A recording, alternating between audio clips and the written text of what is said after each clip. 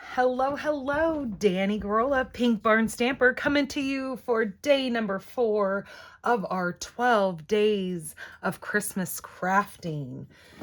All right, so here we go. We are going to open up our day number 4 little box of our 12 days of crafting advent calendar through Stampin' Up here. So let's move over to day number 4. Drum roll. Here we go. If you would like to see the other 3 days, you can go back and search for days number 1, 2, 3.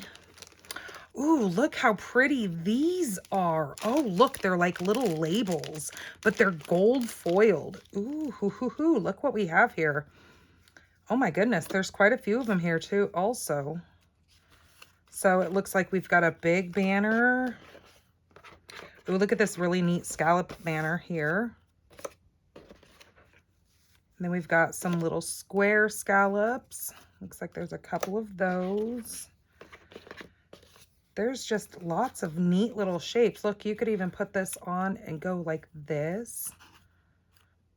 That's cute. Or this could even go like up there. Cute little circles. There's a couple of those. We've got some little flags here, some neat little circles. Look at this one that you can do right in the center. Those are really neat. I like that little kind of corner punch. Those are really neat. Ooh, those are going to be pretty. Especially with that day number 2. You guys can only imagine. And then day number 3, when we open that, this is a beautiful kit so far.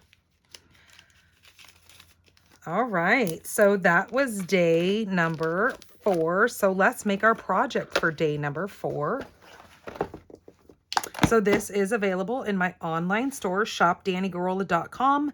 You can then in the search bar, just look for the 12 days of crafting advent calendar. And just know that as you can see for this, it is not centered around Christmas. This is a all occasion kit for the 12 days of crafting.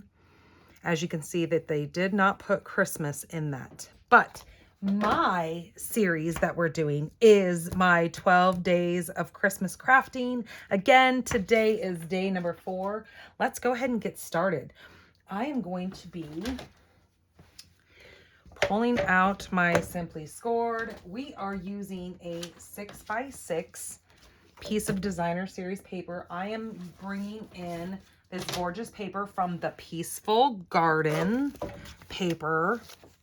This is absolutely stunning paper. If you love our blues, this is the paper for you. Okay, so I have a 6x6 piece of paper here. And so what we are going to do is we are going to do our first score mark here. So let me grab my little stylus. So my first score is going to be at the 1 3/8. So I need to move this little pin. So there's my 1. This is my 1 1/8. This is my 1 1/4. And then there is my 1 3/8. Then I can put that back down in there. Well, I'm going to set it up there so I don't lose it. Then what I need to do is I need to turn this just one turn. And I need to do some more scoring here. This is where I'm going to do another 1 3/8, but I'm going to stop at that first score line. So 1 3/8 and stop right there. Okay. Now I'm going to go over to 2 3/4 and go all the way down. Then I'm going to go to 4 1/8, which is right here. And I'm going to stop at that first score line. And then I'm going to go all the way over to 4 1/2 and go all the way down. Okay. So now I've got 4 little boxes plus this one little, let me hold this up for you guys. I've got 4 little boxes plus this one here, and then 2 long score lines, as you can see. Okay. Now what I need to do is I need to grab my snips, and I'm going to cut off just this little portion right here. So just go up to that score line and cut that off. So that piece will be gone. Now I need to make sure that I push in on and give those score lines. Now I'm not using a bone folder on this because I want them to kind of be a little on the soft side. Now I have those 4 boxes down here. Now remember what I said, we're going to just go to the line and cut up to that score line on all of those 3. And that's why when you fold that on that score line, it kind of shows you exactly where you need to stop. So now you've got these 4 little panels here. So what we need to do first is, since this is going to be my outside pattern and this is going to be my inside pattern, I'm going to go ahead and put some tear and tape right across here and tape this. This is a cute little treat holder here. They also call these sour cream holders. I'm assuming back in the day, sour cream might have came in a little cute container like this. I think I've seen them before. I think it was, I can't remember the brand that used to carry it. I was thinking, but I don't think I'm right. Okay, so there is that. Okay, and then this kind of opens like that, but you still have your little flaps. So this is where you're going to kind of push these in and flap them over just like so. And then I'm going to put tear and tape just on this one because that's the one that I'm going to leave as my flap. Actually, you know what? I think I want this one to be my front flap. So I'm going to tuck these in and bring this one down. Yeah, because I like that that is not being seen. So I will then grab some of my tear and tape and place this right on that little flap.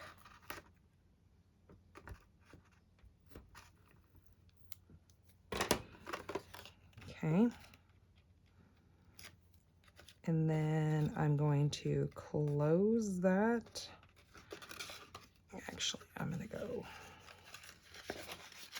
to put those 2 in first, and then that, and then this. Okay, that's better. There we go. Now what I want to do is I want to hold that like so. I am going to grab my bone folder for this. I'm going to stick my bone folder down inside of there and make sure I give that kind of a good push around each one of those edges to make sure that that tear and tape has really gotten adhered. So there is my super cute little box, really quick and easy. Now I'm going to fold this down. I'm going to grab, I still have one of the old crocodiles, and I'm going to use the bigger side. You could use just a regular hole punch. I just don't have one. This is what I've always used as a hole punch. I'm just going to punch in the center there. And I am going to grab an oldie but goodie. This was one of our retired ribbons. This was called the Fine Art ribbon. And I think I need my ruler. Now, where did I place my ruler? It looks like I need probably about a 5-inch strip of this. So I'm just going to come across here and I'm going to grab my ribbon snips and I'm just going to cut that off. I also need a piece, just a small little piece of my linen thread here. Now taking the pointed end of this, I'm going to just push that through that little hole punch that I just created. Pull that up.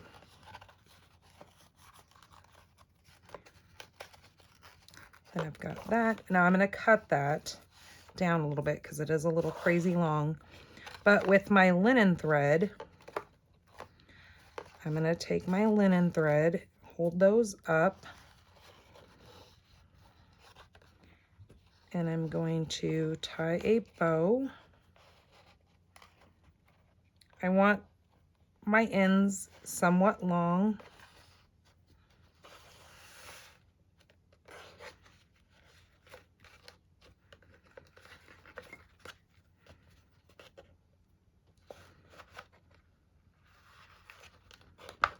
Just like so.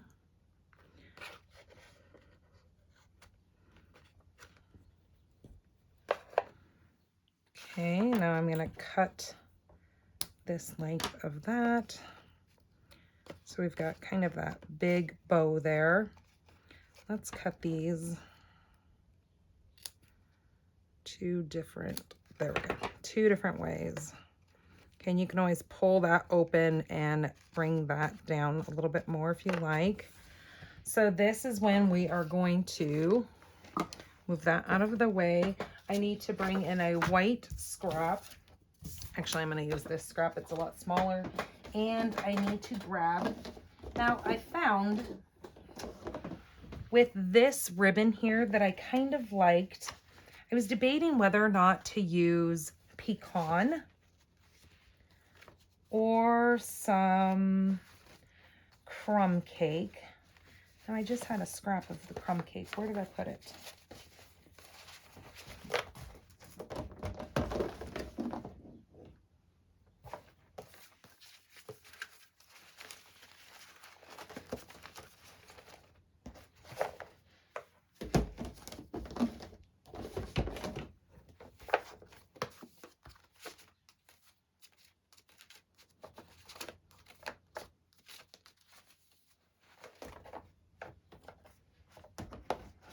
Well, looks like I need to grab a piece of crumb cake here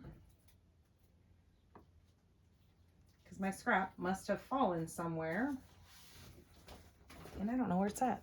So we're just going to use a piece. Is it over here? Okay, I'm just going to cut, and it looks like I have two pieces. I don't need two pieces. I'm going to go ahead and just cut just a piece off of here. There's my scrap. Look, I found my scrap. Not really, but it'll work. Then I am going to use my 2-inch circle. Okay, punch. And like I said, you could use pecan. It would be pretty as well. But then I'm going to use my little white scrap here. And I'm also bringing in an old stamp set that is called the Itty Bitty Christmas. This is retired. And I'm going to use Thinking of You at Christmas. And I'm going to stamp this in my Secret C ink. Now, most of you know that our big Secret C stamp pad did not work with our ink. So we have had to ink up our little one here and use that for our color. And then using my 1 3/4 inch circle, just gonna line that up like so. And then this, we are going to adhere that to the crumb cake circle. I was trying to think, what would I fill my little container with? I would probably put some Hershey's Kisses in there.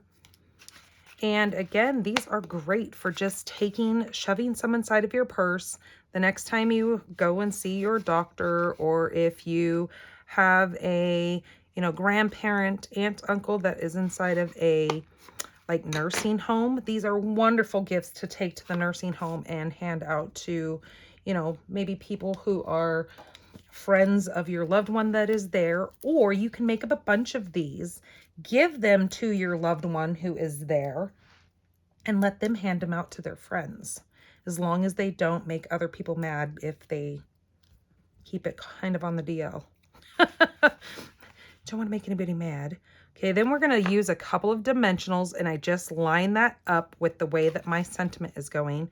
Because this is not flat, this is not going to lay flat. So I want to pop that up right in the center there, and we can push, because as you saw, when our box kind of gets misshapen here, just take your bone folder and kind of push that inside of there and pop those sides up. And we have a super quick and easy, super little fun little gift box here, like a little treat. You could do anything. You could put M&Ms in this. You could do a lot of things as long as we keep it kind of, you know, below our thing so it doesn't pop these open, because M&Ms would go spilling out. Maybe something that's more like Hershey's Kisses. You could do some of those, what are they called? Rochelle or I don't know what they're called, but they're the little gold. We will be making something using those here within the next couple of days. But yeah, you could do so many little things in here. I think Hershey Kisses is what kind of stands out for me. If you are a demonstrator, these would be fun to hand out to your team members as well. So plenty of things to use for these little treat boxes, but they are super cute. I did make another one over here. I just wanted quite a few of them sitting around so I can then use those. If you do craft events, this might be super fun for a craft event because they do go so quickly. And it's just a few little scoring and cutting, and punch a hole, throw some ribbon on there, and they are easy and quick. All right, you guys, thank you for joining me for day number 4. I will see you tomorrow for day number 5. Bye-bye.